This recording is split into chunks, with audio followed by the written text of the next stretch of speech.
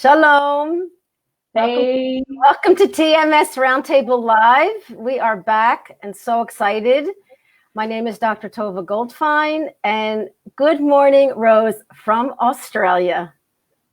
Good morning, Tovah. I'm very happy to introduce you to Dani Fagan this morning.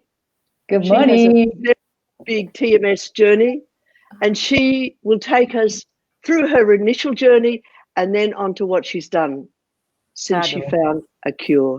Welcome, Dani. Thank you for coming.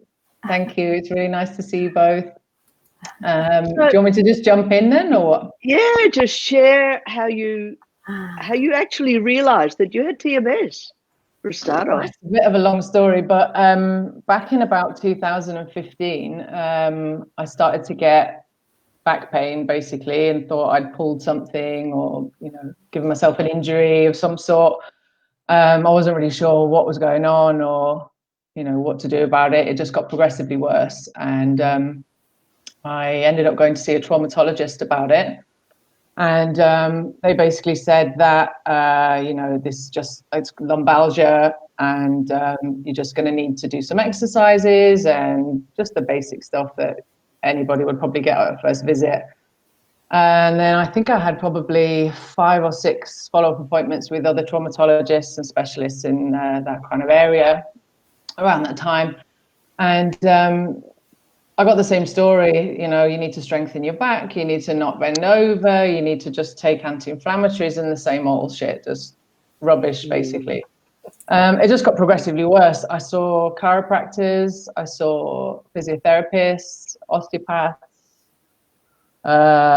everybody, like spine specialists, surgeons, but thankfully I was refused surgery from kind of every specialist that I saw, so that was a good thing that I didn't kind of go down that route. I was expecting that to be the recommendation for the situation that I was in. Eventually I got an MRI on my back, and the typical kind of story of many people that suffer from TMS. I had a bulging disc at L5-S1 and disc degeneration as well on the same disc. So obviously from that point on, the whole focus was, well, this is what you have and there's nothing else to it. You've got this bulging disc, you're just going to have to deal with it. Basically, you're old. You're getting old, deal with it. So that was obviously a bit of a shock to the system. I thought, that's it. Now I'm going to have to live with this. So then that was when the fear element started to really come into play. And then the symptoms went, mad. Obviously, I started to think that I'd probably end up in a wheelchair and never be able to stand up properly, walk very far, or, do very much, basically.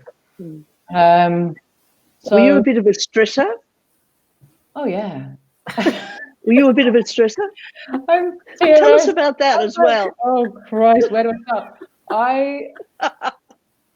Did you call me OCD? I heard you say that. You know you're OCD. you recognize it. Yeah. I mean, when you're talking to TMS people, or it's like you see their trauma before you see them now. It's like, I know you. Yeah, so I haven't been a massively outwardly stressful person, but I internalize a lot of stuff. So if there's stuff going on in my life, I'll just deal with it. I'll be outwardly really happy or gregarious or whatever. But gregarious, yeah. I'm the life of the party and the whatever. But inside, I'm just freaking out. Oh, what will people think of me? Or am I doing this right? Is this correct? Am I perfect? Is it just bullshit? I guess I stress a lot. I take on a lot. I take on too much, and I try to do more than what is required. And you guys are probably exactly the same, right? If you're into this, you're probably exactly the same. And everyone listening, yes, that's me. Yes. Anyway, keep going. But I just thought that part of you into the picture, because you can tell us all about the external, but what was going on internally is what's really important, isn't it? Talk to people about how you began the process of really accepting that you're all these things, which is rather human. I didn't like even, I wasn't aware at all. I think this is the whole part of TMS, is that you're so shut down to like the reality of what you're like. And that's why you get TMS, because you're not aware of, you're just not aware. Like, I don't think I've ever been aware until I got into yoga and I got into meditation and all this kind of stuff. And I'm like an open book and I'm trying to find out everything about myself. But yeah, I was, my whole life, I've just shoved things under the carpet. And I think, you know, many people do that to cope with stuff and to just be positive and to just try and crack on. And I think, you know, in my family's quite a lot like that, you know, we are outwardly positive and happy, but anything that's kind of sad or serious or whatever is like, okay, we're okay, let's move on. And, you know, we'll kind of put that to one side and whatever. So I think that's just a learned thing. You just start like that. And through this work now, I'm aware of myself so much. Like, I can kind of see myself thinking something, and before I say something, I'll say, I'm saying this because I'm aware that I'm a freak, and sort of Excellent. Yeah. But that's accepting responsibility. You're owning up. For sure. Oh yeah. You're manning up. You're manning up.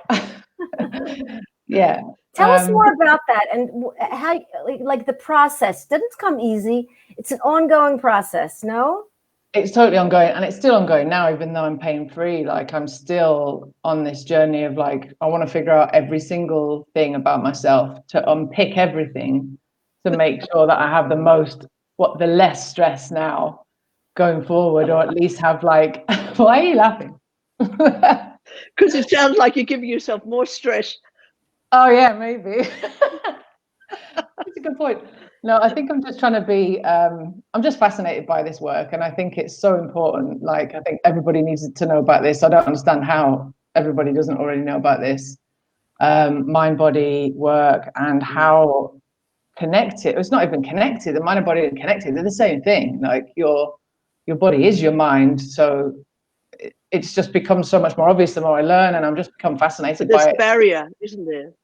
Yeah. Oh yeah. Well, you know, this is all I've known my whole life. Like, you go a full lifetime thinking a whole bunch of things, and then suddenly that's not right. You know, I find it fascinating. So I've become a bit of a grade A student in TMS now. And all this stuff that goes with it. Tell us about your pain now. How's your pain now?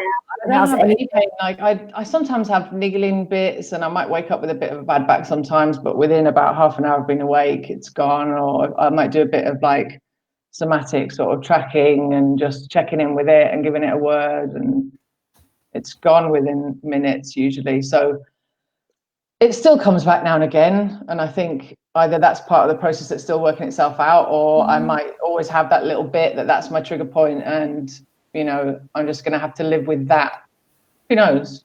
But I know how to get rid of it if it happens. And yeah, it's funny how when you become really aware of yourself, like, you might get a headache on set for something, and based on something you think back like, well, what am I thinking about, or what's going on in my life today? And you know, you can see it happening. It's really interesting to just observe how weird that's just everywhere. It's so mad. Remember Howard Stern said in the film, I think you'll remember this, Rose, he said in the film, All the Rage, is that after a while you just begin to laugh at the pain. Yeah. And so it's not like you're laughing at yourself. You're what is it, Rose? You're feeling like you're not attached to it. And you're watching yourself. You don't own it anymore. Yeah. It's external. It is almost separate. Yeah. I totally agree. You can see it as a like a naughty little monster knocking at the door that you can just go, no, it's fine. I don't need you today. Thank you. I've got another little question about recognizing yourself. Do you resolve issues now easier with other people? Yes, like definitely. If an issue comes up at home, are you able to speak your definitely? your and heart? that's been something that has been really hard to do. Like, I think with myself, obviously, it's kind of it's easier because it's just you and you're dealing with your things in your own mind. But when it becomes to dealing with other people, it's a lot trickier, especially if I'm so used to burying everything and, you know, everything's under the carpet for your whole lifetime. Yeah. But I think, you know, I've been able once you're awake to your inner self, then you can. Yeah.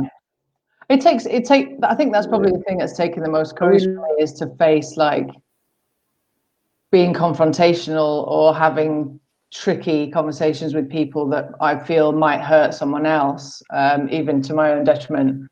That's been tricky to do, but yeah, I'm getting better at that. I've done a few sort of boundary setting with close people, and, you know, maybe keeping some people at arm's length, or just saying what I need to say, or saying no when I need to say no, and stuff like that. It takes practice for sure. Like, it's not easy. But yeah. Rose, don't you think when Dani talks about boundaries that she's protecting herself?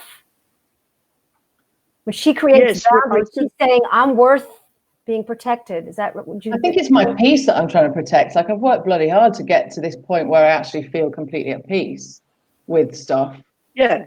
Majority of stuff. Well, also, do you find that when you do create these boundaries, that you can do it in a calm and loving way rather than a defensive way? Yeah, probably at the time when I say, shit, I really need to create a boundary, that person, I might be wound up, but then you take a step back, deal with it the following day, not there in the heat of the moment. And but sometimes takes a bit of time to get to that point, but yeah. Yeah, but it's happening better now since you got rid of your pain. Yes, sure. That's, I think it's like all of this, you know. Anyway, we've diverted a little. Yeah. We've diverted a little bit from your history, because I think our group would like to sort of know what was going on inside as well as outside, because the healing happens from within. Yeah. So it doesn't really matter what symptoms you've got, right? It's irrelevant. It's what's happening within. Yeah. Anyway, so you went to all these doctors, like most of TMS people. A shitload of doctors, loads, like surgeons, specialists, osteopaths, the whole lot. And then it just got really desperate. I was just kind of like, what am I going to do? This is going to be like this forever. I got quite depressed about it. I couldn't go out for very long. I couldn't walk for very far. Didn't really drive my car. It was a mess. So weirdly, one day on Facebook, I saw a mate of mine had mentioned she had back pain on a post she'd made. And a friend of hers had recommended Healing Back Pain book by Dr. John Sarno. Yeah, long live Dr. Sarno. I thought, well, I've got absolutely nothing to lose. Like, I'll try anything. I'm literally desperate and have no other kind of choice. So I got hold of that book, read it in a day, and I was blown away by it was like reading an autobiography of my life and my situation. It was just, like I said to you the other day, I highlighted so much in that book. It was just, I'd literally like rubbed out the right the amount of pen. Yeah, you know what I mean. It's a very enlightening book, but I found that I totally got it. I thought that's exactly what I had. That my emotions were causing, repressed emotion was causing trauma in my body that was expressing itself as physical symptoms, blah, blah, blah. So from there, I tried to go down a bit more of a rabbit hole to find like some of the references that he came up with for what to do next. Because in that book, and I didn't have Divided Mind or any of the other books at this point, I was like, okay, well, what now? Like, he's got these sort of directions in there, you know? So I did a load of searching online, and I found Nicole Sachs. Nicole Sachs on YouTube. And I watched some of her videos, and I was like, man, this is a rabbit hole. This is nuts. Like, it took me a while, probably a couple of weeks, to digest all of the content of like what I needed to do, and joined her amazing Facebook group. Journal Speaks. Nicole Sachs, LCSW Facebook group is the greatest group of people I think I've ever ever encountered in my life for any subject. Right. Yeah, it's like having 1,000 therapists and support in a room together. It's amazing. Obviously, and Nicole herself, kind of directing and teaching that group. So I posted a couple of messages on that group to say, this is my situation. Like, is there a little start guide, or what do I do? And I got some great messages from people, and just started. Like I didn't get a journal. I tried to do it on a paper one day in my hand. I don't think I'd written with a pen for about 3 years. So I was like, this is not going to work. I can't even read what this is. So I got my computer, and I'm much more comfortable with that. Oh, wow. Sometimes they say it's not the best because the idea of writing. So I'm happy to hear that. Though I recommend actual writing, because the research is that the motion of myself writing, listen, there's no science to this. It's an art. No, that's what I'd heard too. So I was thinking that it wasn't going to work, but I did a combination. Like sometimes I'd forget my laptop downstairs. I'd journal in the morning, so I'd wake up and I'd just grab the pad that I've got down under my bedside table and I'd do it writing. Sometimes I did journal sessions that were just spoken word as well. Like if I'd had a conflict with someone and I needed to get it off my chest, instead of ringing that person and saying, I would let it rip on page or by spoken word. And that's really therapeutic, because I found that it was like, it almost completely mimicked a real conversation that you would have had with someone without actually having to have it, which to me is like, winning. Don't have to have that confrontation. Just do it in secret. Yeah, so you discharge, really. Yeah, you discharge the rage. Yeah. I've never actually had any rage until recently. I only had a rage situation, but I had a lot of just regular feeling about memories, about traumatic situations, about just everything and everyday stuff. Just rambling. It's just nonsense. Usually, it's sometimes capital letters, sometimes just loads of letters, whatever. Just offloading everything that I'd just been bottling up for my whole life, basically. And it became very quickly, it became like, not an addiction, but a definite morning routine that I just never skipped a day. It was like, this stuff is quite quickly starting to have an effect. So I started doing journal speak every day, and then I started doing as part of Nicole's teaching, you do your journal speak for about 20 minutes, and then you follow up with a meditation straight away to settle down your nervous system after you've had this like crazy vomiting of. Could you be more vague, please? Well, vague. What, are you being sarcastic? No, I'm not. I'm not going to tell you what I wrote. I want to tell you something. Eddie. Actually, that's interesting, isn't it? So. Eddie's here, which is amazing, because like he's so darn busy with 2 little girls, I think, and a wife, I think 3 girls. And so he came to visit, and this is what he said, which is profound. And Rose, I'm going to have you and Dani talk about this, because we're not telling people to not be angry. We're telling them we're sharing that you have to. Yeah. You're going to explain it. So this is what Eddie said.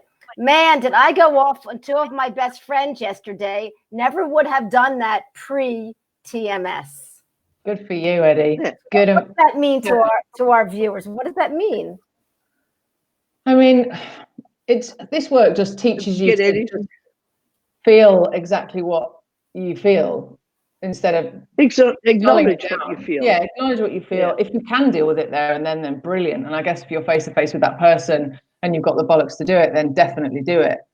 But I guess journal speak gives you the opportunity to have all of that rage out, or that upset, or anything that's on your mind that's creating these sort of blockages and stuff. If you can have that on page and not have to face it in person, then great. But I think if you have the opportunity to deal with the person and the person is still alive, or this person is still in your life, or whatever, that you have the opportunity to have that discussion with the person that's created that sort of trauma in you, then I guess that would be the most therapeutic thing to do, even though it might be, terribly upsetting for the other person. I guess it's better to communicate that than live with that yourself, because I guess you can journal something to the point where it doesn't trigger you anymore. I've had that happen to me a lot. Like there's a lot of stuff that I had on my list of upsetting things that are now no longer on that list because they don't trigger me anymore. My cat's shouting. Wow. Don't shout. Wow.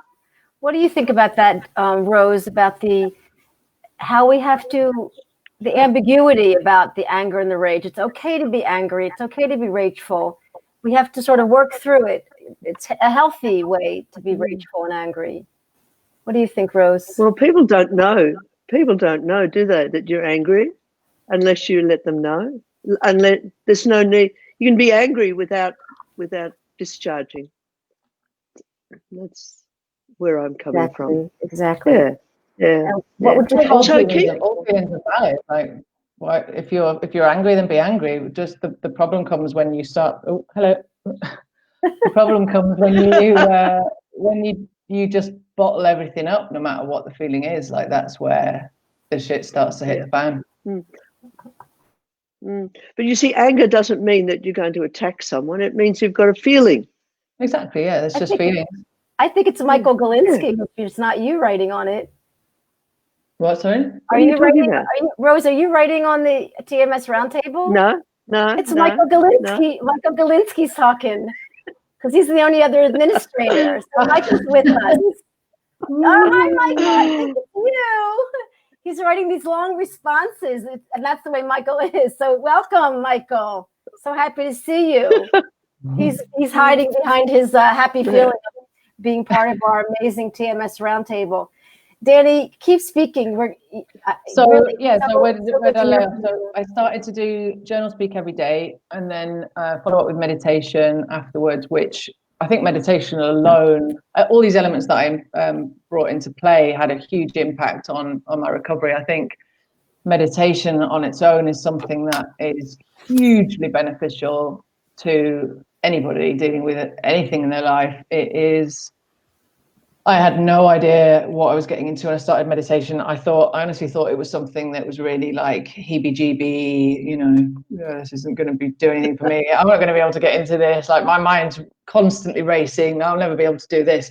And I absolutely love it now. It is just so addictive. I feel more present. I feel more aware with meditation. I don't have that overthinking, overreacting, chatterbox brain anymore. Like, I'm just so much more calm. I feel like a totally different person since doing meditation. I look forward to doing it. I sometimes do it twice a day. I absolutely love it.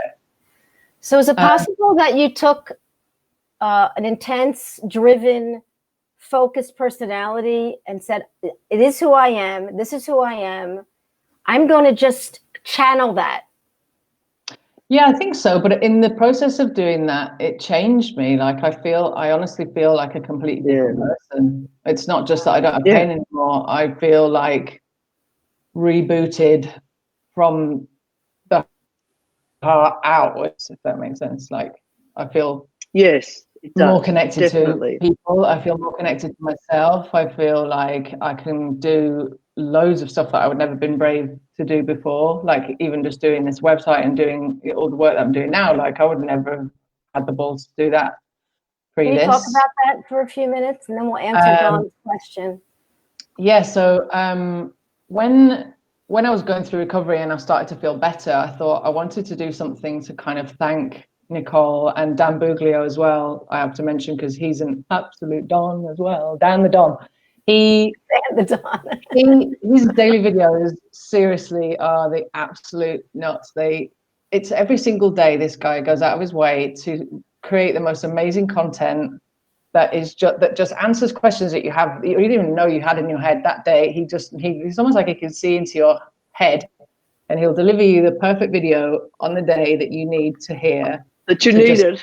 Snap you out of being that bullshit. Whoa, what about this? What about that? And it's not TMS and all that kind of shit. Get you out of that fear mindset. And he's amazing. What a beautiful man. So, God, I've gone totally off tangent again. Yeah. So I did the journal speak. I did meditation. I did Dan's video. Somebody wants to know what kind of meditation, please. So I generally do guided meditations, just because I find them easier to kind of get into that real chill point where I'm switched off and I'm in that special place. It's hard to describe if you don't do it, but to get there to that deep, relaxed, you're aware of yourself, but you're almost hypnotized sort of status. It's a guided meditation. I do various ones. There's some on YouTube that I do by a girl that runs Boho Beautiful, called Juliana. I generally do guided meditations just with voices that I like, voices that I kind of resonate with. So Boho Beautiful is some of my favorite ones. I've got a few of them on my website, and I've got I also love Sarah Blondin. She's my goddess. She's amazing. She speaks to your heart as well. Like it looks like when she talks you through the meditation, it's like she can see inside your soul as well, and she just sends you into this blissful oblivion. It's amazing. Right. So there's a couple of her meditations on my site as well. So yeah, that's where I was going. So when I was starting to recover and feel the benefits of the work that I was doing, Nicole's work and meditation, I started to have pain-free days, and like it started to get progressively longer. And because of the work that sort of Dan teaches you to be aware of your pain, but not to like focus on it, give it any attention, and just crack on with your day, I started to actually kind of forget to check in. You know, like you become so obsessed with your pain, you just like constantly checking in. And when you don't give a shit how your day goes either way, like the day that I didn't have pain for probably most of the day, I just didn't notice. Wow. Which is quite weird. Right. When we used to be in pain, you think that you'd notice when you weren't, but I didn't. Amazing. When your vasovagal system is settled, you don't think about it, do you? Exactly. Yeah. So when I started to have these pain-free days, I thought, you know what, I need to thank these people, and I need to kind of publicly put something together, put a blog together, or put something online that I can kind of outline what I did, and thank them for the work that they've done and continue to do for so many people. And then when lockdown hit and COVID hit and loads of my work dried up and my partner's work started to dry up as well, it was like, let's just do this properly. Like, let's do a website. Let's do something that's a bit more than a blog, that's like, you know, has resource lists and suggested stuff and bits and bobs of my own like tips and advice and stuff like that. And it just turned into something really beautiful that like I had, you know, connected on Facebook with quite a few people through my journey and through the different groups and stuff, and made friends with them, and just helping them a little bit with questions that they have and stuff. And yeah, the website just seems to have kind of grown and blossomed over the last couple of months quite quickly since launching it.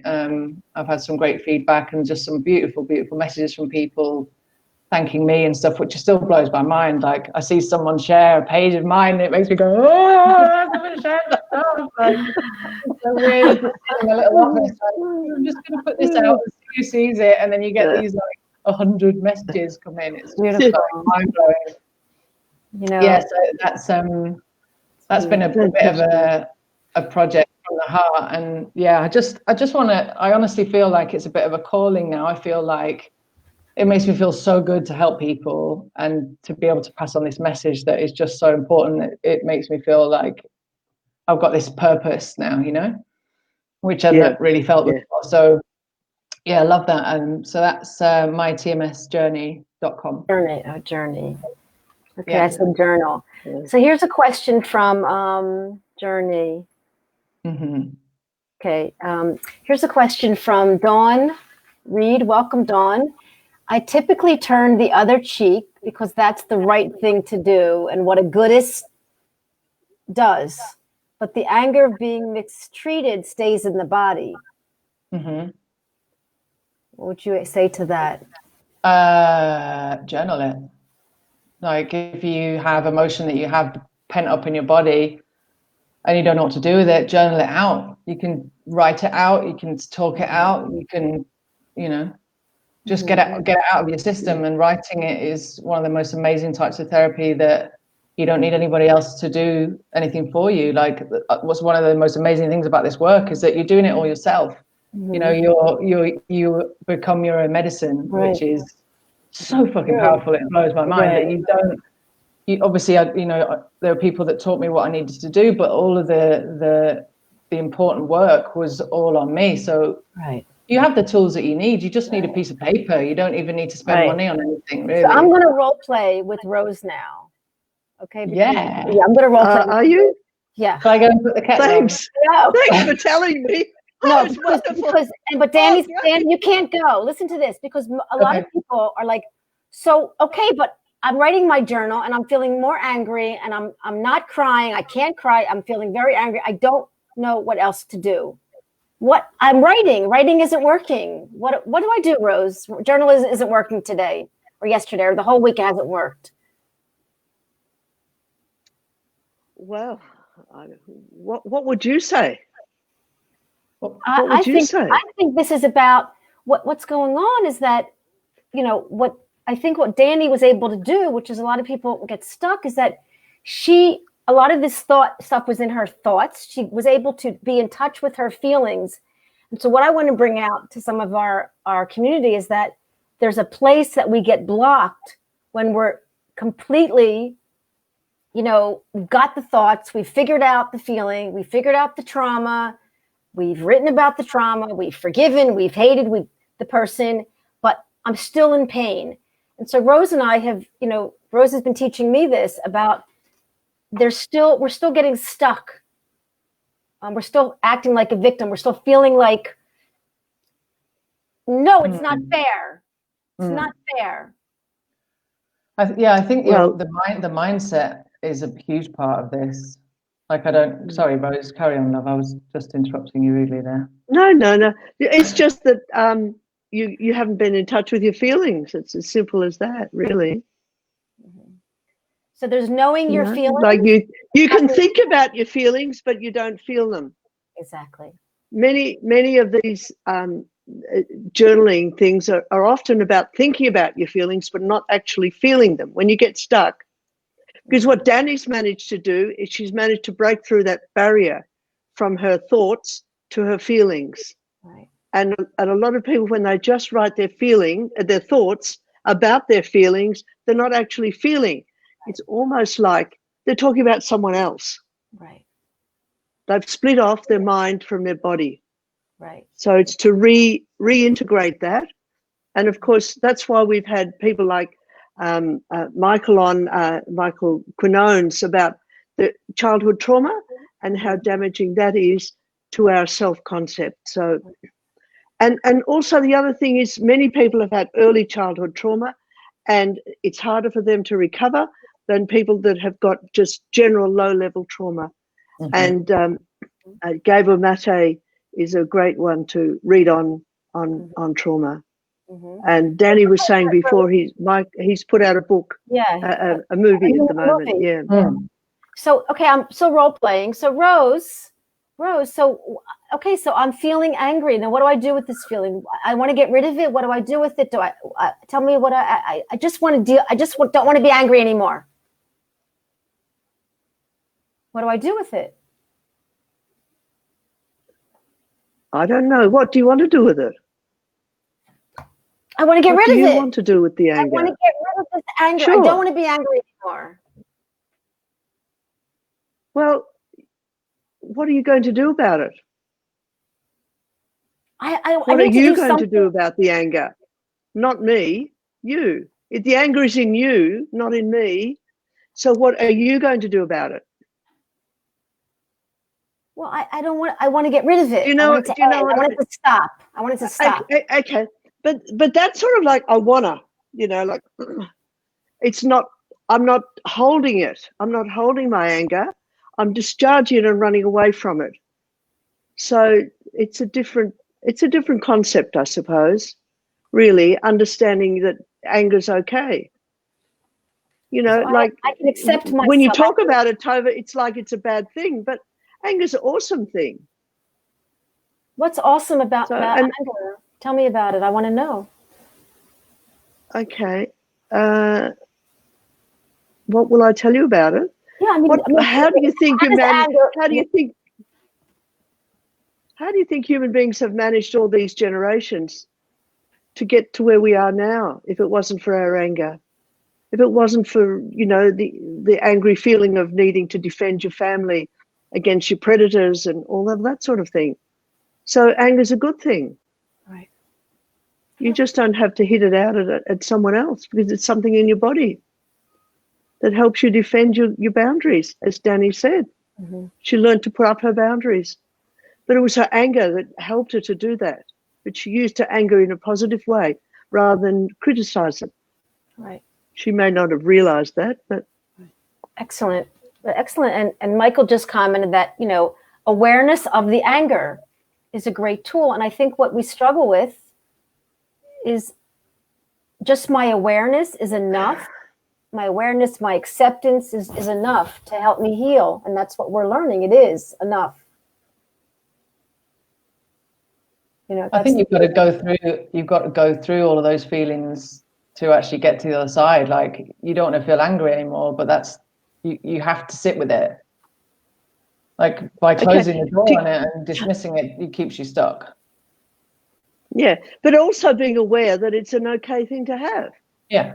It doesn't need to be judged. If you've been hurt, you're going to be angry. But you don't have to discharge the anger. You can help the anger to defend you, like, as you were saying, about putting up the boundaries. Mm-hmm. It was anger that you used to do that.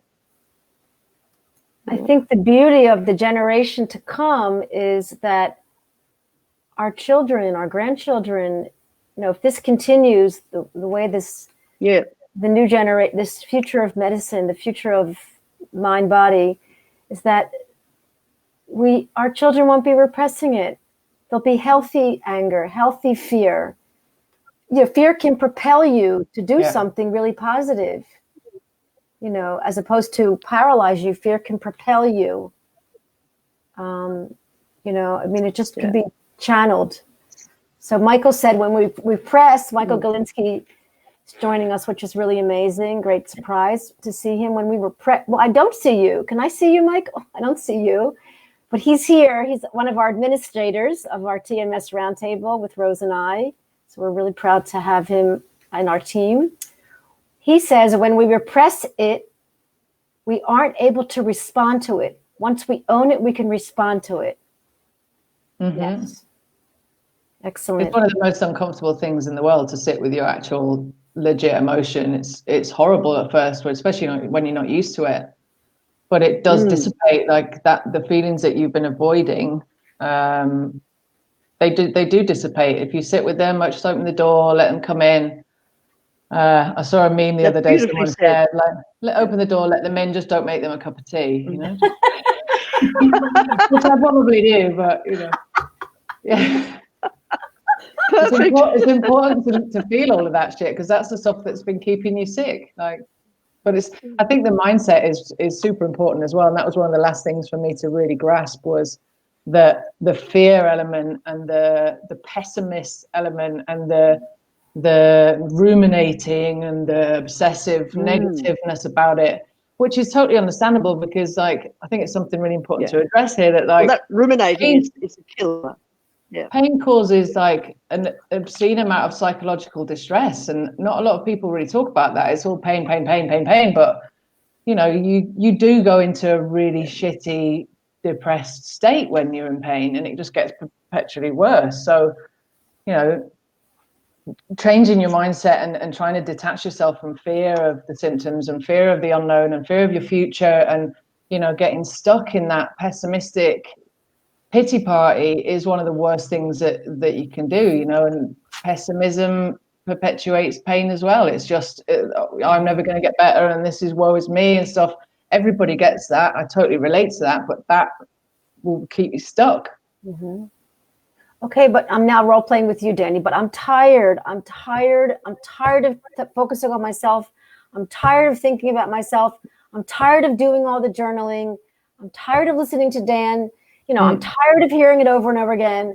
Like, what do I do, Dani? I think there's a big part of this is, if you've journaled everything to death and you're doing all the shit and you've been doing it for years, and you just, at some point, and this happened to me as well, you just got, maybe just stop, like, just try and get on with your life. Just stop focusing on everything and obsessing on everything and having this legitimate daily routine and having to do everything perfectly right and listening to this and following him and just stop doing it. Like, if that's not working for you, sometimes not the exact things will work for me, that they'll work for you. So try stopping doing all that shit. Try actually making a plan for your future that might involve something really exciting that you can focus on and feel butterflies about and be obsessively excited about something amazing that's coming up, even if it doesn't actually happen. It doesn't matter. Like, I remember when I started to plan my yoga teacher training course when I was just coming out of recovery, and I literally, it flicked a switch in my head.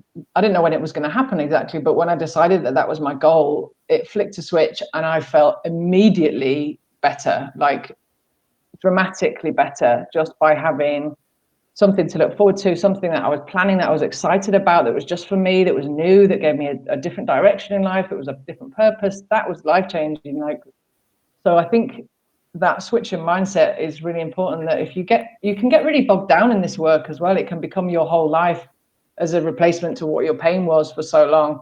Good point. This is your new obsession. It's like, you know, it's a balance, I think, between putting in the work and hours and effort that you can to learn and to understand and to keep the mindset correct and stuff like that, but not to make it your whole life. Like, that's just the opposite, really. Like, you know, give it enough time in the morning, put your time in and effort in, but then just actually try and get on with your life as much as you can.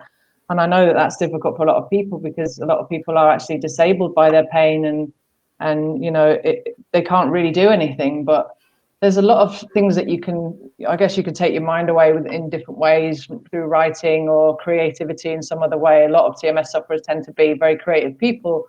You know, there's other things that you can focus on, and music was really important as well for my recovery. Just listening to uplifting music and, you know, just changing your mindset so dramatic from one moment to the next. If you're in a really shitty mood and you put on a really great tune, then you're not going to be in that shitty mood for very long, you know, stuff like that. There's loads of different things you can try to make your mindset switch. A few times you've mentioned fear, Dani. You've mentioned fear a few times. Yeah. And could we talk about that for a few minutes? Because the fear of the pain is so profound. It actually stops you from the fear of like you want to be angry about something that's happened to you, but that fear is also the same fear that the pain produces, isn't it? I think, I don't know about, you know, like you were saying before about being reluctant to be angry, as if you're going to be in trouble for being angry, and then the pain comes and the fear is exacerbated. Yeah, I don't think I ever felt necessarily fear of emotions. I just wasn't used to feeling them. I wasn't used to dealing with or sitting with them, but I don't think I necessarily feared them. I certainly feared my pain. I certainly feared my prospects for the future. I feared my diagnosis. I feared if TMS isn't actually what I have, if I, you know, all that wobbling between actually believing in TMS and not believing in TMS and all that shit show. That fear perpetuates the symptoms massively. Like, you can have, you know, when I said to you that I'm wondering if you recognize that fear was related to actually the fear of expressing your feelings first. The fear of expressing your feelings then became the fear of the pain. I don't think so. I think it would. Yeah, I'm not sure. Okay. I think I felt fear of the pain as a fear of my future was just going to be rubbish. Like, that was a fear on its own that I felt. I think I guess I was fearful of expressing feelings, but not necessarily feeling them. I think I was quite. Yeah, that's what I mean. Yeah. Mm-hmm. But the fear of being your whole life will take over if you let it. Like, and I think it takes a level of recovery to drop that fear a little bit, because if you're not seeing results and, you know, you're reading all the stuff and everyone's getting better and you're not, that's a horrible thing to have to deal with. And I was in the same situation. I saw success stories coming out of all over the place, but I wasn't one of those, and I thought this was going to be me forever, and I'm not one of those. Yeah, but eventually it started to work. So what they say is true. The techniques that they say to you actually work. They certainly did for me. So, but I think again, it's a little bit different for everybody. Like you said before, Rose, everyone's trauma is different. Everyone's life situation is different. Like, I work from home. I don't have kids. So I have a lot of time on my hands that I can really dive into this learning and get, you know, crack on with it. whereas a lot of people might maybe only have 10 minutes to themselves a day where they had to try and figure this shit out. So that was another reason why I wanted to build a website where a lot of the resources, or all of the resources that I use, are in one place, so that people don't have to go try and search everywhere and figure stuff out. And it's like, here on a plate, this is what I did. If you want to try it this way, you know, these are the things that I did, you know, make it easier for people. It's hard enough as it is trying to deal with the shit you're dealing with in pain. Like, you don't want to be looking around Googling stuff that should be readily available and you know, easy to understand. So that's what I wanted to do. Yeah, and you've done it really well. It's a beautiful website. It's really fantastic. Thank you. Yeah. Very creative. And very such a lovely resource for people. Are you anxious about doing it? And God, yeah. Oh my God. Tell us about it. Tell us. Just share out there. Like, it's a really vulnerable thing to, which I'm comfortable with now. Obviously, I'm doing this, but a really vulnerable thing to tell people about your life and to admit that you're a bit of a mess, or you were a bit of a mess, and just be really open with people. But I think, you know, like Brené Brown says, when you're vulnerable is where the magic happens. You know, that's where your life actually starts to really take shape, and you get there. Yeah, you find your tribe, you find people that actually give a shit about you, and they're not just superficially like, oh, well, is she cool today or is she vulnerable today? You know, like all that crap gets weeded out. So yeah, I forgot what I was talking about again. Sorry. Talking about your website and vulnerability and being naked in front of the work. Yeah, Being naked, putting stuff out there, but just the fear of like, is it good enough? That has just been like the story of my life. Is oh no. If I could say one thing that is like my biggest personality trait that I'm still working on is, I don't think it's good enough, and I'm not sure where that came from. But I felt that about pretty much everything that I've done forever. Like, is it perfect? Will people like it? Will people understand it? Is it perfect in the sense that, have I got the terminology right? Like, when I'm writing about Dan, I'm writing about Nicole, I'm writing about, you know, Eddie, or any of the other resources that I've listed. Like, is this correct? Have I written about them all right? Will they like it? Like, validation seeking all over the place. Like, cool. It's been a bit of a therapy doing this website in itself. Your head is very busy. Yeah. But I'm going to meditate later, Rose. Don't you worry. So being okay with not being enough equals being enough. Absolutely. Exactly. I think the biggest lesson I think I've learned of all of this is, and it's not necessarily self-love, it is self-acceptance. And I think that is my version of self-love, because I don't pick on myself anymore. It is. That is what self-love is. Yeah. And I always thought it was like, oh, I had to really love, you know, my bum and my grey roots and all the bullshit that you hate about yourself. It's not loving it at all. It's just not hating it. It's just accepting it. Say that again. It's not loving something, it's just not hating it. For me, that's what I feel. Yeah. I mean, eventually it might turn into love. I don't know. It's being neutral, isn't it? Yeah, it's about the pendulum again. It's like love and hate. Okay, so is it love and hate, or is it just love, hate? Love, hate. It's like whatever. I don't like.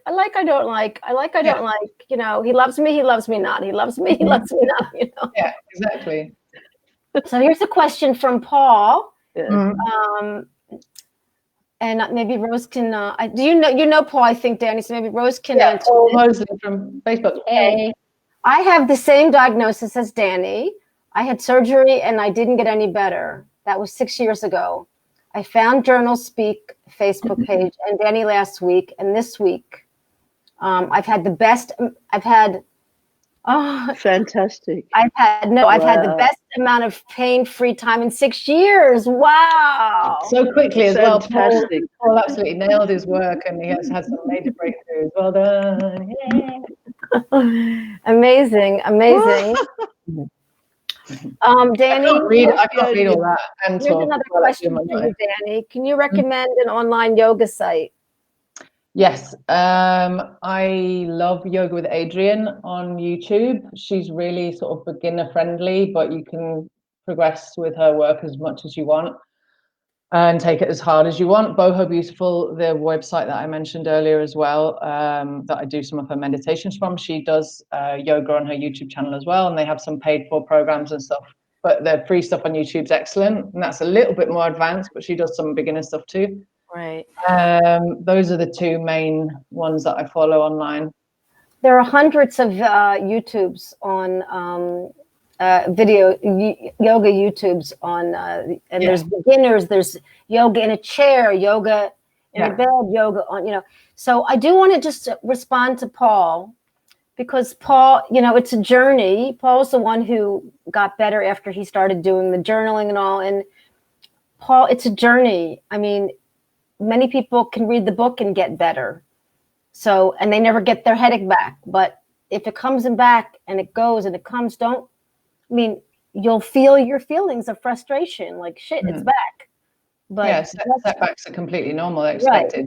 Right, expected, So I just want Paul to stay on the neutral path of, not I'm terrific, I'm bad, I'm all better, I'm terrible, as opposed to I'm on a journey. I'm getting used to though, for Paul, he's only been doing this work for a little while, so it's still getting used to that pendulum of good, bad, scared, worrying, is it TMS or not, is it not, it just takes learning. It takes a while for that to just actually settle in properly in your mind, like any of this work, that this is just the way it goes. Like, time is your best friend in a way. You've got to be patient, you've got to be kind to yourself, and just keep chipping away, because that wall will collapse at some point.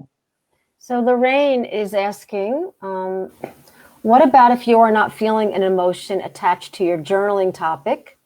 She's experienced a lot of trauma in her life, yet for some reason when she journals about it, she doesn't feel sad or angry. I think, it took me a long time to access emotion under thoughts. And I think we can get a bit stuck in a bit of a narrative kind of way of journaling, where Nicole calls it, you're like playing your tapes.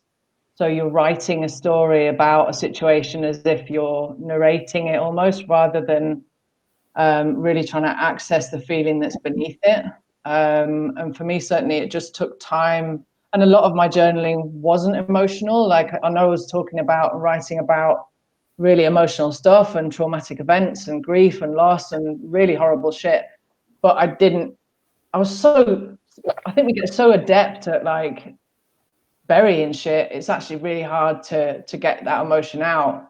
But just getting your body and your mind used to expressing those things and those memories, eventually eventually it comes out. And it might not come out angrily or dramatically, but given time and given practice, and sometimes for people this take years. For me, it took a few months to get to that point where I was actually feeling emotion at the same time that I was writing it. Or sometimes I would be writing, I'd feel nothing, and then later on in the day I'd feel just randomly emotional about stuff and wasn't sure why. It takes a while for your nervous system to just soften up and allow you to properly express an emotion. You might cry at an advert that evening where you've been writing about something horrific. It comes out in weird ways, and I think it's very different for everybody. If you know that you've got that emotion deep in there, then it will come.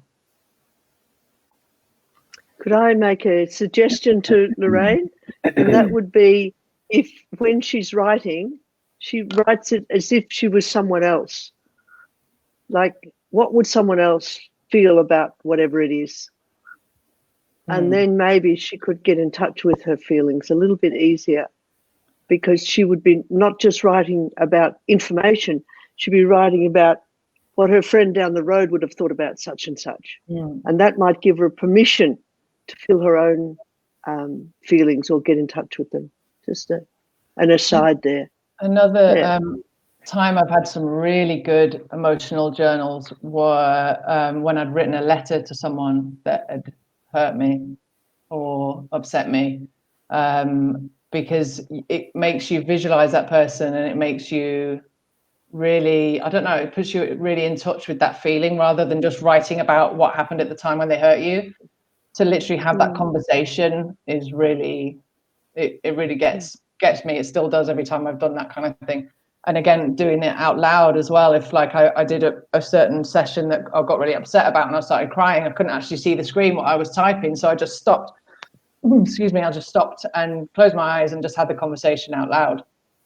And that was one of the best ones I've ever had. So I put that as a suggestion on a page in my website. That's the journal. There's a page that's about journal prompts. That's like sort of fill in the gap sentences. So like stuff like at X time, I wish I'd have said X, or you hurt me when you told me X, whatever.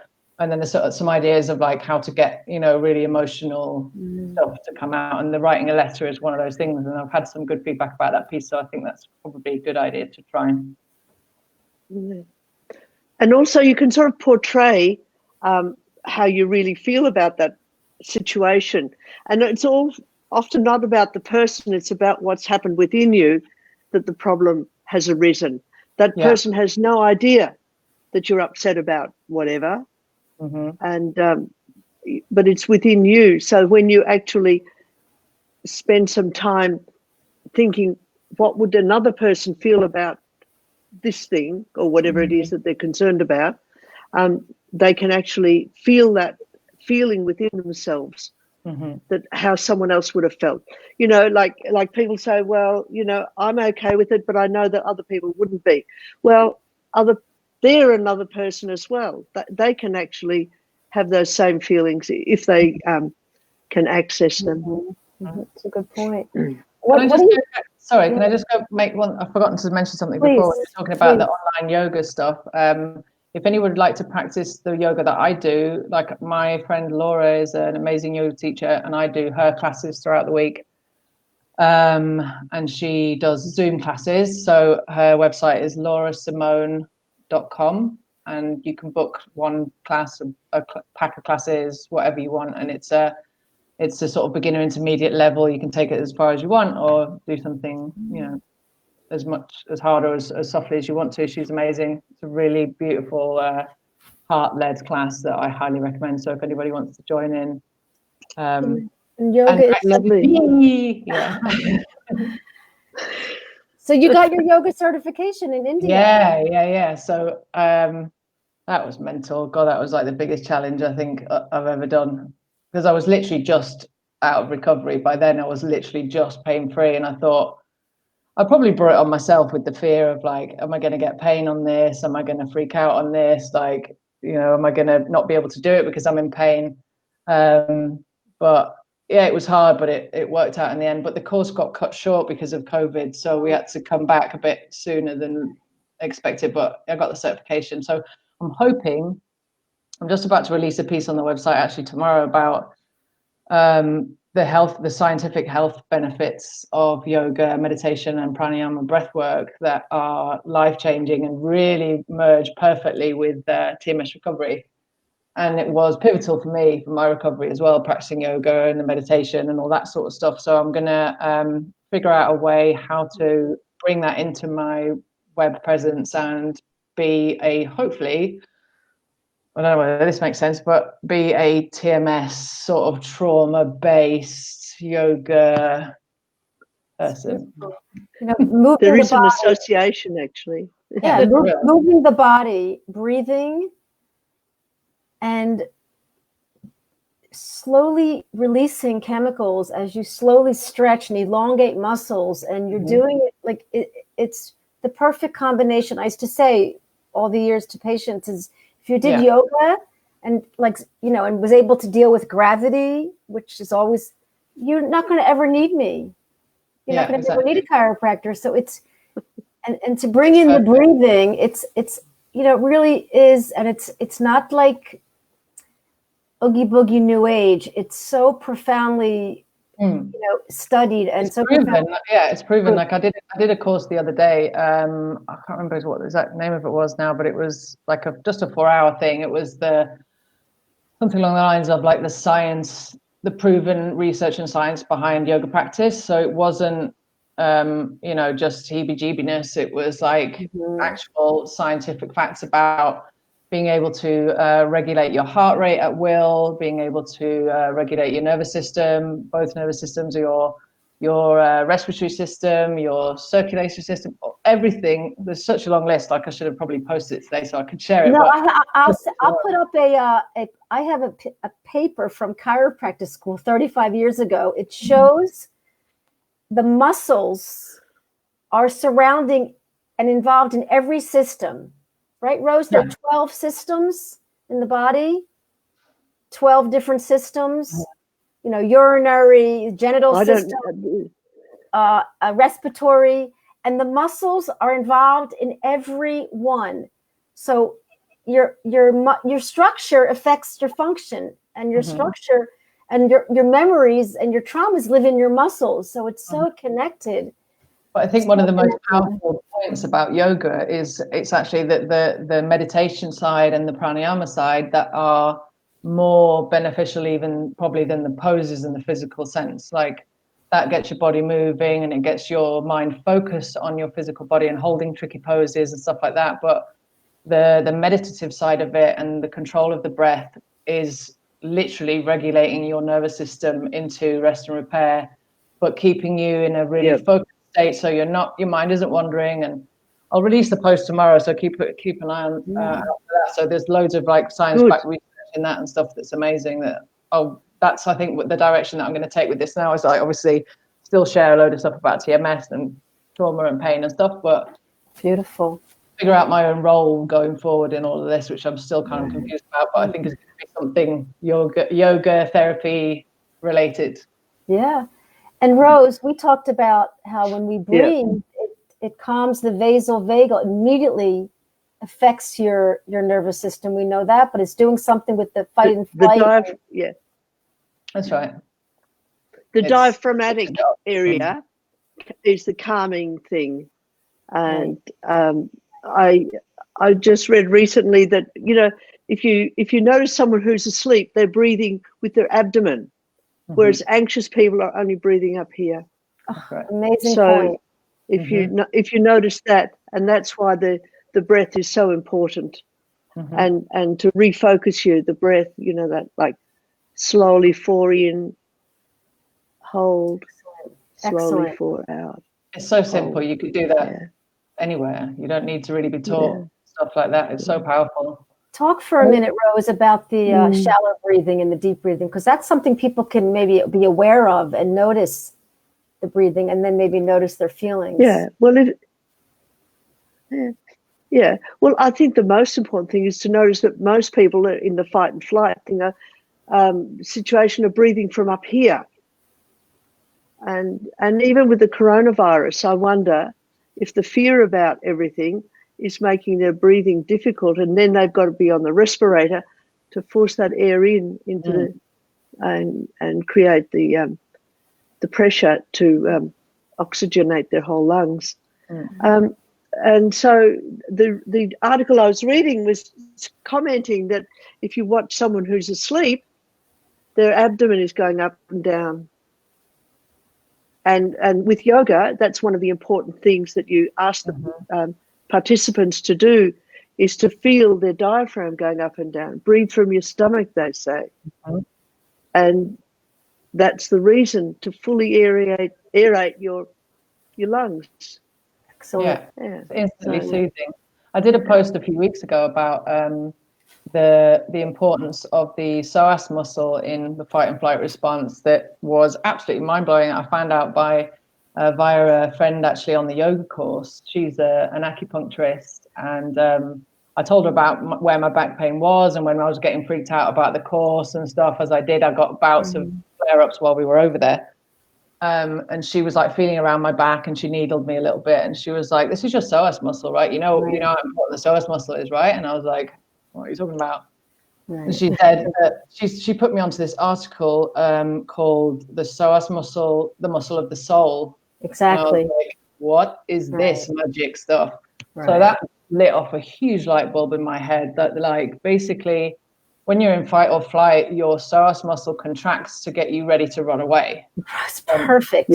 I'm just telling the audience that the psoas muscle, when you do a lunge, and you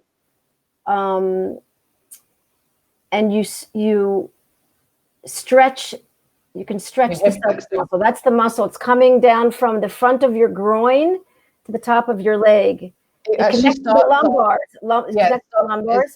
It starts right at the bottom of your last rib, so it goes right in my major area, so right in my lower back, that area that feels like a rock when you're in the middle of a TMS flare up, for me anyway.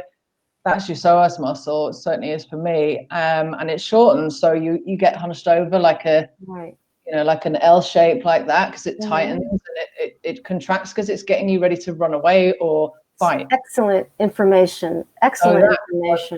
Yeah, huge revelation. I was like, this is why doesn't everybody know all of this as well? But so I wrote a piece about that, and when I was researching for that to make sure I got all the information right and stuff about the psoas muscle, I was reading that not only your psoas muscle, which is obviously sort of from your back through your hips connecting to your legs, but you're in that same region around your pelvis and around your stomach is the diaphragm that you were saying about, Rose. So your diaphragm acts in the same sort of way, that it gets contracted and stressed and freaked out when you're in fight or flight mode, because it's getting you ready to run. So your lungs need to be ready to run. Shit. So your diaphragm's contracted or expanded, whichever way around it is. I'm no scientist, obviously. Don't take this as legit information, anyone. We put a disclaimer in the bottom. Are you putting yourself down? Are you negative self-talking? I'm a disclaimer. It's only a disclaimer. Chill out. But yeah, that basically it's lessening the space that you have to breathe. So your lungs feel tight and shortened. So you're breathing up here, like you say, Rose, like you don't have that capacity because your diaphragm's like, you got to fight something. It's tight. Yeah. And you can feel that in your body when you feel stressed, and you're like, I've got tightness in my chest, and that's what anxiety feels like. And there's a physical reason for that. That's what your body's doing. So yeah, that piece is amazing. Like beautiful information. Cool, beautiful information. It's very important, and a lot of us are sitting a lot more because of COVID. So I'm sending out to people, like, if they want, it's very important to stretch that muscle, blood and oxygen. Good endorphins, and when we're sitting, we're contracting that muscle. That's right. And then when it's really shortened. Very, very good information. Beautiful. I'm so glad you brought that up. Oh yeah, amazing, isn't it? Yeah. So would you like to? Would you like to work with me and Rose, and we could get TMS yoga? Yeah, for sure. Let's do it. TMS RoundTable yoga. We'll talk. We'll talk, and we'll do some yoga. Yes, and some breath work and meditation. The whole thing. Journaling for dessert. Good idea. Yes. Journaling for dessert. No, let's do the journaling at the beginning to get it out of the way, because that's not a very nice thing to end on, is it? Oh, journaling is hard, which I wanted to mention. Rose, what do you think about this? And Dani, Dr. David Hanscom, who's one of my go-to guys, he thinks that you should throw out your journaling when you're finished writing it. What do you think about that? Yeah, me too. That's his thing, yeah? Definitely. I've only ever kept a couple of pieces of my journal, and those generally are things where I've written something positive. Like I like to keep track on, or I used to like to keep track of days that I had particularly good days, or things that I'd actually like to look back on that have a date related to them. So if I'm having a really shit week, then I can go, I remember now last Tuesday I was completely pain-free. So I kept a sort of diary of wins, if you like. So other than that, delete it straight away, for sure. You don't need to look at that again. Yeah, for sure. That's the whole point of it. It's like just letting it out into the universe, get rid of it, vomit it out, and flush the toilet. You don't want to look at that again. Wow. Amazing. I'm just answering a few questions real quick just to help some people. But I was listening to his interview on Eddie's podcast actually today. I hadn't caught up with that. It released a few days ago, but that's a really good one. He had some amazing insight and stuff I hadn't heard before about TMS, that like a lot of all of the TMS stuff is like based around inflammation. Like I had no idea about all of that. And he used to be a spine surgeon, and he's spinal deformity. surgeon. He's quit his job Completely, 100%. It's like, this is bullshit. I'm gonna go and be a mind body magician, you know, like, isn't that amazing? He's a spine surgeon. He talks about something called the cytokines, which when we're stressed and we're anxious, our body's creating inflammatory cells. Also, when we're anxious and stressed, we create a more acidic environment. Yeah, I've heard that before, but not the inflammation thing. I've never heard that. And considering there's so many doctors involved, like I maybe missed that, or perhaps it's. When they say that inflammation is like the basis of so many autoimmune diseases, that the body's protecting with inflammation, and in its protection, it's hurting us because it's hypervigilant. Is that the good word? I've heard Rose use that word. We're just a perfect word. Yeah. So somebody's asking a few questions about seeing some new names. Amy Solomon wants to know if you can please post the recommended guided meditations again. I can write them down. If you go to my website, go to mytmsjourney.com. In the main menu, there's resources. Yeah. And they're my favorite 4 ones of all time are in there, and those are ones that they're my go-to. And then there's links to their YouTube channels and all of their websites and stuff in there. So if you go to resources, you'll see the 2 Sarah Blondin ones I posted last week. And then a little bit further down, you'll see the 2 from Boho Beautiful, or you can just go to the search bar at the top and type in meditation, and it will take you to all the stuff that has meditation related content in it. Right. It's wonderful. So, Dani, there's been a lot of people viewing the show, and all your fans are here to say hello.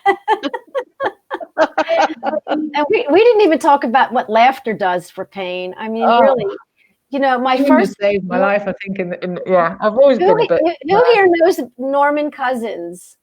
He was the guy who was not a doctor. He was a journalist, and he got this inflammatory disease up his spine, and he laughed and he watched Three Stooges movies and injected himself with vitamin C and took himself out of the hospital because that was a stressful place, and put himself in a hotel.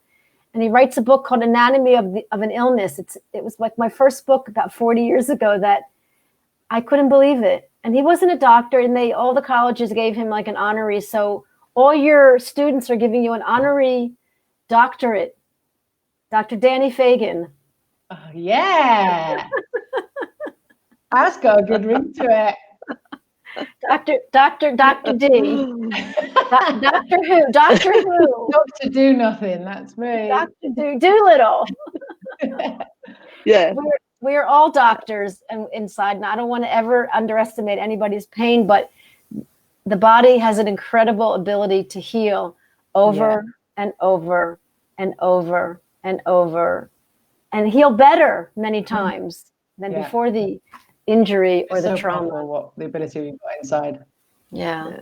Mm-hmm. Well, that's what Dani was talking about, that internal healing, actually, the healing of the heart and the soul, rather than just the body, because the body actually has the pain is in the body, but the healing needs to be of the heart and the soul. And I mean, that's the most important key to get to wellness again, the heart. And if you couple that with early childhood trauma, it allows you to sort of see where the healing needs to happen. Because if we're not connected to our loved ones deeply, it's going to be very painful to the heart. Yeah. So true, Rose. So true. Such a powerful thing, that just being in touch with what you're feeling and not repressing stuff, how powerful that is. Like it still blows my mind now that how your body can be so debilitated by your feeling and your experiences without any external injury or any external influence. That's right, but the internal injury is like it's your heart that's hurting, that creates all these things that come up in your body that are so varied. Like it's still shocking to me that happens, but also that in the same breath that you've got the power in yourself to just address those things and then completely heal your mind and your body. It's just bonkers. Like, I still can't wrap my head around how that's possible, but it's beautiful. And it's free. Well, it's not, you don't need you don't need to spend thousands and thousands of pounds on operations and doctors, and it's great to have help from psychotherapists and from physicians and stuff that know how to do this and to help you, but they're showing you what to do to you that you can do yourself. Which is, well, that's what a psychotherapist does, isn't it? It shows you that you've got feelings about things, but remember, they're always about the heart. They're always about love. And when love isn't been connected for you, you go into pain and you go into sort of grief. So the early attachment is so important. Like if you've got a distracted mother or an unwell mother, or there's early trauma in the family, you've got nowhere to attach that loving feeling towards, because it's sort of like a blank space. And then patients say, well, I've got this empty feeling in my gut, or I've got this emptiness inside. If you take away all my exterior stuff, there'll be nothing left. And, when you take it back to what happened to them in early childhood, it all makes sense for them. And then they can allow that empty, dark hole to be filled with light and love. Yeah. And the beautiful thing about it as well is that you're filling that hole yourself. Like, you're literally coming back from it's like coming back from the future to your old little self and saving yourself, which is a weird concept, but it's beautiful that you can actually even visualize that whenever your trauma happened to you, whenever you started to feel these feelings and you block these feelings, just to be able to go to that person, that variation of yourself, and actually reach out to that person and like connect with them and heal them, but you're healing yourself. Like, that's a really beautiful thing. And one of the tools that can be done is that that little child was saving you, was protecting you, and that was working for a period of time. And now that little child needs to be told, I don't need you to protect me anymore. You've done a great job. Right, Rose? Yeah. I've grown up now. I can manage. I can manage myself. Yeah. It's a beautiful love affair of saying, I love you. I needed you. You don't have to protect me anymore. I can do this on my own. It's like a beautiful love story. Yeah, it's amazing. So powerful. Well, the other sad part about it is often that little child is being told off by the adult person in their internal speak. So, often when you ask people about that little child within, they've got no sympathy for that little child. They've got no care that child suffered so much. So the adult has to allow that to percolate up, so that they've got empathy for what they suffered. Because it's almost like, get on with it, get over it, get on with it. Yeah. But that's not what happens for a little child. I remember my dad would say, knock it off, kid, knock it off. And I think he thought he was funny. He wanted to be funny, because he would say it to my children. And I think he really wanted to be funny, but how would a child interpret that?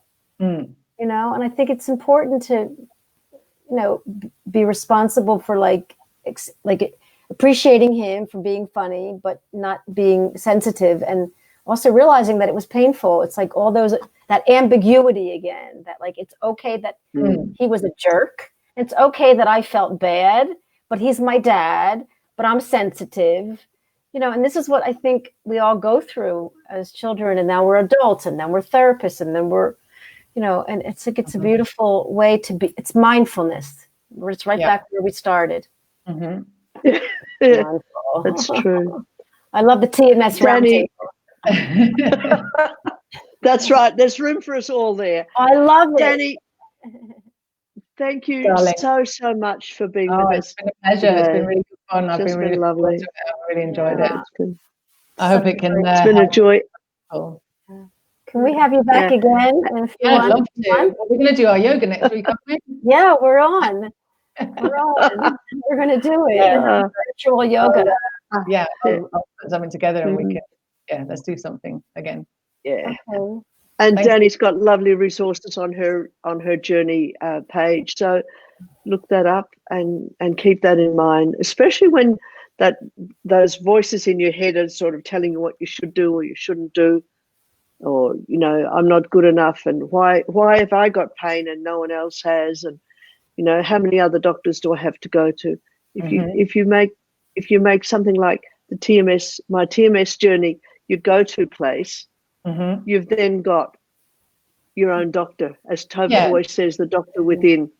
Exactly. You can actually access that doctor within through watching Dani's work. And I think what Dani also has done could be a suggestion to our community, is that you made a conduit out of your work, out of the website. It was like a way that you could journal and release and help. And so all that was another healing. And if people wanted to create a blog or turn your journal into something that's more creative, and it's a beautiful way to keep expressing and keep honoring, keep accepting. It's a beautiful idea, and I would welcome anyone to we'd have tons of beautiful journeys. I was actually thinking of reaching out, like on some of the groups that I'm in and stuff, and just seeing whether, like, you see quite a lot of success stories battered around, or interviews with people that have gotten through stuff or that might be struggling and need help. But I think it'd be like a nice idea to let loads of other people have a voice as well. Like, I'm thinking of maybe asking for some other contributors to blog their story on the site to be heard and seen, or something like that, where other people can get involved, and just not only necessarily on a community level, like chatting in groups and stuff like that, but actually telling their own story and having other people relate to them, whether they're fully recovered, half recovered, not, whatever that is. That I think a big part of this for me was like actually being understood and being seen by a group of people that understood me was hugely beneficial to my recovery. So other than the Facebook groups and stuff like that, like if I can give other people a bit of a platform to tell their story and share their stuff as well, I think that would be a nice addition to that. Mm-hmm. Beautiful. Well, I don't have to do all the work myself. Okay, Rose, good morning. Great. Good night. It's been wonderful, just delightful. We'll see you next week with the help of Rose getting up at 5 a.m. and the help of other angels. We'll see you next week. Dani, thank you so much. Thank you, ladies. Thank you. Ladies inspire me. And, good night. Yeah. Good night to everybody. Good morning. Bye.